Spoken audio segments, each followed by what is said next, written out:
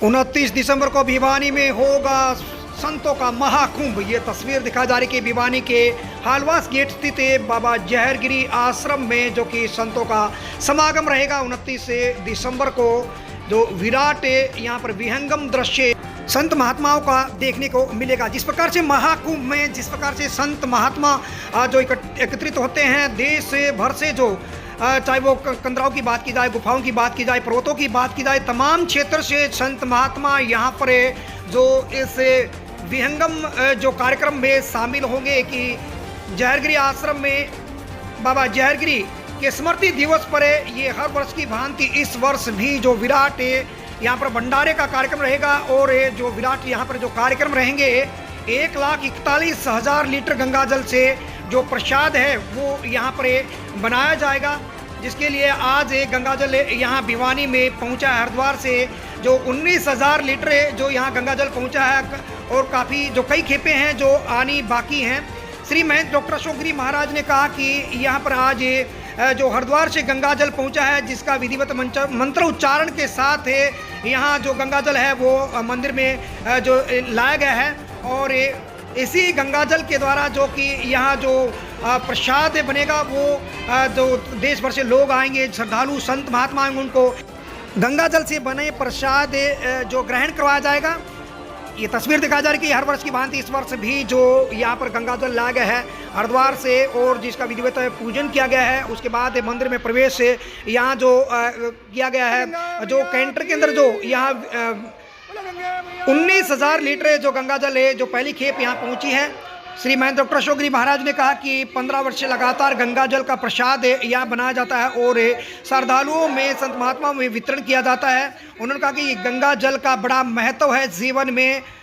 तो ये तस्वीर दिखा जा रही कि पंचांग के अनुसार जो 29 दिसंबर को यहाँ विहंगम कार्यक्रम रहेगा, संत समागम रहेगा और बाबा जहरगिरी का जो स्मृति दिवस है बड़े उत्साह और प्रेरणा के रूप में यहाँ मनाया जाएगा।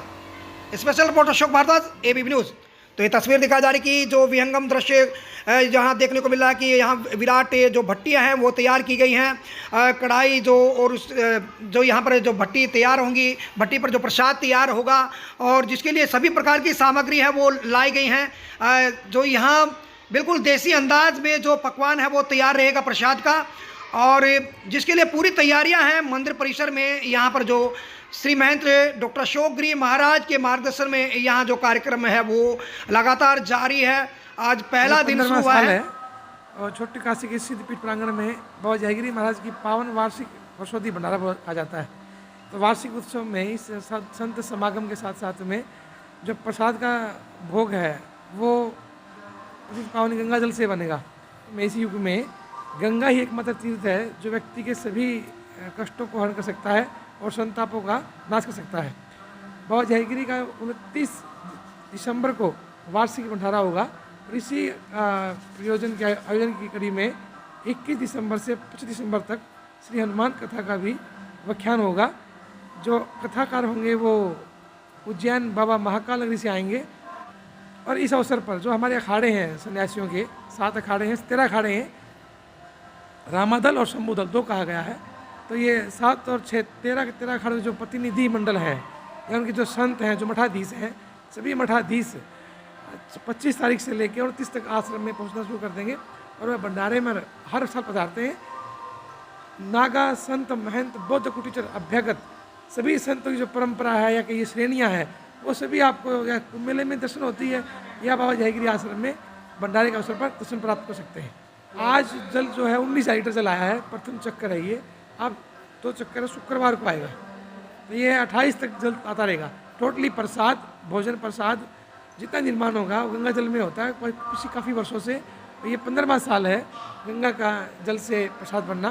तो गंगा के दर्शन ही मुक्ति बताई गई है। ऋषियों ने कहा गंगा तो दर्शनात् मुक्ति ही, तो गंगा के दर्शन से मुक्ति है। तो अगर उसको प्रसाद रूप में पालन किया जाएगा तो उसका जो प्रसाद यानी कि परमात्मा के साक्षात दर्शन का जो विभाव है वो सहज और स्वरूप रूप से सिद्ध हो जाएगा।